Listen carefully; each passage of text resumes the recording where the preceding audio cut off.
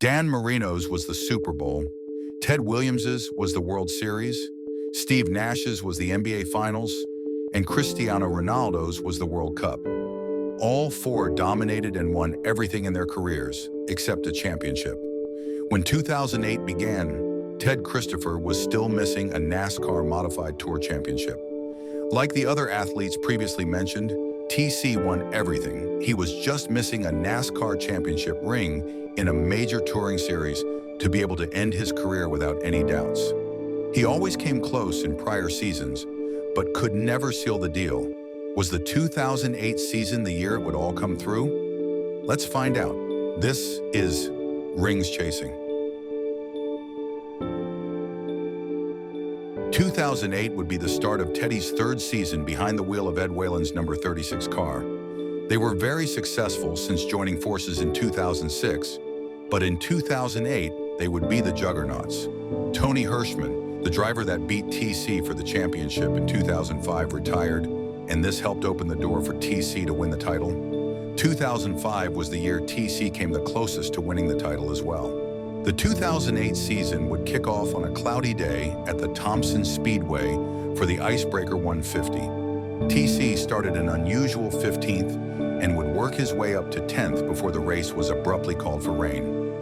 This would significantly shake up the point standings, as most of the drivers in the top 5 in points would not be competitive for the remainder of the season, as the sudden rain came during pit stops for the top runners, and all the fast guys were trapped in the middle of the pack when the race was called. The second race of the season brought the usual Ted back to the competition. After overcoming a broken rear end before qualifying, Ted would start the Spring Sizzler 200 from 5th place.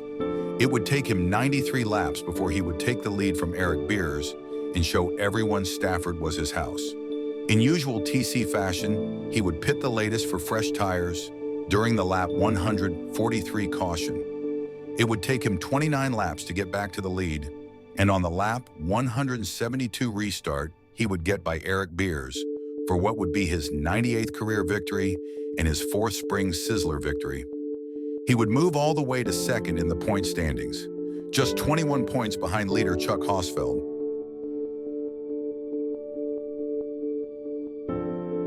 The Modifieds would return to Stafford for race 3, and Chuck Hosfeld would not allow TC to close on him in the championship. Hosfeld would have a max points day after winning the pole, leading the most laps and holding off Todd Szegedy and Ted Christopher on a green-white checkered restart to claim the win in the TS Sawyer Harley-Davidson 150. Hosfeld now had a 36-point lead as they headed back to Thompson. As the series headed back to Thompson, a format change for the race was announced. The race would only be 75 laps, however, only the green flag laps would count. Eric Beers would lead the field to the green flag, and the chaos would ensue. Due to the shorter distance, drivers wanted to get everything they could get, and it resulted in over 12 cars being involved in accidents. Ted Christopher would stay clean all night, and after starting 7th, he would end up finishing 2nd. TC led at the 2/3 mark of the race for 25 laps, but was unable to hold off Ron Silk for the win. Christopher would cut the point margin down to 26 points as the series headed to the New Hampshire Motor Speedway. As the summer heated up, so did the action on the track. In what would be the closest finish in NASCAR history, the Modifieds head to the New Hampshire Motor Speedway for their biggest race of the year, the New England 100. I did a more in-depth video detailing this race, so check it out, please.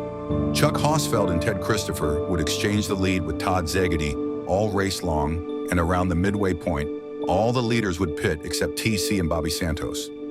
Christopher felt that the tire fall off isn't that much, and if he pitted any later, he wouldn't be able to make any gains on the track and find an advantage with fresher tires. So as the race neared its conclusion, Hosfeld took the lead from TC. However, TC threw the crossover and took it back before they completed the lap. On the final lap, Hosfeld made a move to the outside down the backstretch, but that was all a setup to bait TC into taking a lower line into turn 3. Hosfeld was able to make a wider arch and shoot to the bottom of Christopher in the center of the corner and drag race down the front stretch. The scoring monitor registered no time difference between the two drivers when they crossed the finish line. But around 45 minutes later, the winner was declared and Chuck Hosfeld stole the win from Teddy. The point standings would show Christopher behind by 36 to Hosfeld again as the series headed to Spencer Speedway. The Spencer Speedway would see a new player in the championship arise. His name was Matt Hirschman, and he was ready to follow in his father's footsteps and win a championship. He started second and would follow Chuck Hosfeld for the first 19 laps until he took the lead. The two would exchange the lead multiple times in the 100-lap distance until Mike Stefanik took the lead on lap 89. Hirschman would take it right back a lap later and hold on to win the Mason Farms 100 at Spencer. This was Hirschman's first career NASCAR Modified Tour win, moving him up to fourth in the standings. Ted Christopher, however, would be at his lowest point in the season. He was caught up in a wreck and finished a dismal 19th after starting 6th. Now sitting 95 points off the championship lead, it looked like TC might come up short again, but only time would tell. However, the next race at Riverhead would significantly help TC gain back what he lost the race before. He would finish 4th while Hosfeld finished 17th. This resulted in the difference only being 47 points as they headed back to Stafford. The New England Dodge Dealers 150 is always an important race on the schedule because of its placement on the schedule.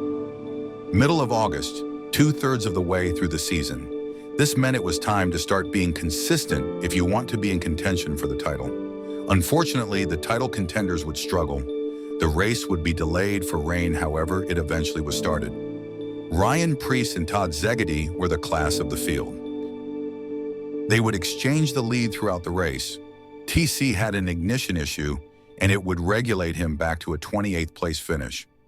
Luckily, Chuck Hosfeld fell back to 15th after leading earlier and helped Christopher from losing even more valuable points. Matt Hirschman gained the most points after finishing 4th. On the green-white checkered restart, Todd Szegedy caught Ryan Preece sleeping on the backstretch and shot to the bottom to take the lead heading the final lap. Preece tried the crossover, but Szegedy made the perfect pass.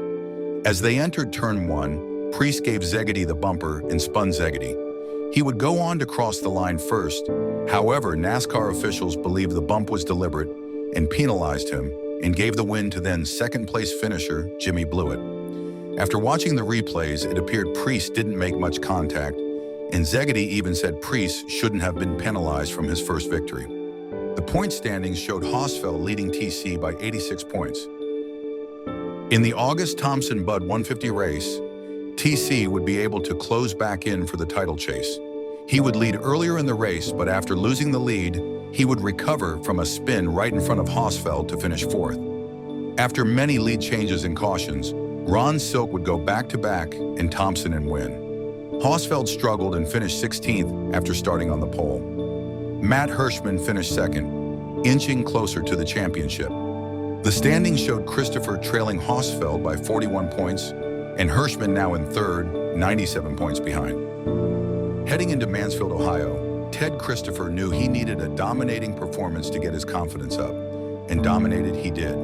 TC led every lap, and in a huge swing in the points, would take over the point lead by 60 points after Hosfeld broke an axle and finished 28th. He was now the hunted and not the hunter in the championship standings with 6 races remaining. As a bonus, TC took sole possession of 5th place on the all-time NASCAR Whelen Modified Tour wins list. Heading back to Thompson for the special Sunoco Modified Mania event, Teddy was looking to build on his win at Mansfield. He would do so by starting from the pole. He was able to lead the first 125 laps until the caution came. TC tried to pit and get fresh tires with only 25 laps to go, thinking he'd have a competitive advantage, but this was to no avail and would finish just 1 position ahead of Hosfeld in 14th. Todd Szegedy would capture the win, and Matt Hirschman would finish 9th. The points would tighten up a bit, and the top 3 were separated by 69 points as they head back to Loudon. As the pit strategy play didn't work out at Thompson, TC headed back to Loudon and was firing on all cylinders again. He was ahead of the mayhem on the lap 1 start crash and was able to battle Ryan Newman, Chuck Hosfeld, and finally Jimmy Blewett throughout the race for the win. Every time he lost the lead, he could draft right back and regain the lead. He made the winning pass with 4 laps to go and head-off blew-it final lap surge for the win to get the trophy. This was TC's 10th and final Loudon victory. Hosfeld crashed out late in the event and surrendered second place in the standings to Hirschman. Heading to Martinsville, TC now had a big lead of 99 points with 4 races remaining. The 500th NASCAR Modified Tour race saw a north-south combination race at the Paperclip. Christopher started in the top 10, and for the first half of the race, he had an alternator wire fall off, so the engine was skipping. However, TC finally had luck go his way. In this race, there was a midway caution break, and he was able to get it fixed and get a new battery. When the race resumed, Christopher was able to rally to a 5th place finish. Hirschman finished second. The original winner, Burt Myers, was disqualified to having an overdrive gear in the transmission, so Ryan Preece gets redemption for the Stafford race and wins his first ever modified tour race. The point standings showed TC ahead by 89 points. Entering the Chemung race, all eyes were on Matt Hirschman as he had the most success at this racetrack, stemming from his ROC modified experience. He wouldn't disappoint and showed Chemung was his track. He dominated the night and led from green to checker. Christopher struggled in this race and finished 7th. As a result, this would cut his point lead down nearly in half to just 55 points. Was this turning into another year of dominance with nothing to show at the end? Let's find out. The Stafford Fall Final was the second to last race on the calendar, and TC would battle with Mike Stefanik for the lead early. Stefanik would beat everyone out of the pits while TC was farther back in the field. Stefanik would get by Ryan Preece for the lead, and Hirschman followed him to the front. Hirschman tried but came up 1 spot short of the Fall Final victory. Stefanik notched his 20th Stafford win and his final at Stafford. TC finished 6th and would take a 35-point lead to the finale at Thompson for the championship. Can TC finally break through and get his long-awaited NASCAR championship ring? The Thompson World Series would be kind to TC in the future, but up to this point, it wasn't whenever TC had a strong shot at the title. In 2005, he crashed in the beginning. This year seemed different. TC qualified 5th and was ready for battle. As a fan in the stands, I knew TC was just riding. He was going easy, and when his championship rival Matt Hirschman blew a motor with 55 to go, TC knew he was in the driver's seat. TC took the lead on lap 135 from Ron Silk and held off Chuck Hosfeld to win the Extra Mart World Series 150 and capture the 2008 NASCAR Welland Modified Tour Championship. The question could finally be answered. Can Ted Christopher win a NASCAR championship? Oh yes, he could. It would be TC's only NASCAR Tour Championship, but it was memorable. The win would start a three-peat as far as winning the Thompson World Series finale race. Unfortunately, we'd lose him in a plane crash in 2017 when he was headed to Riverhead Tour Race, but legends never die. TC was ring chasing his entire career and achieved it in 2008. Congrats, Teddy, you earned it. So long from the Speedway.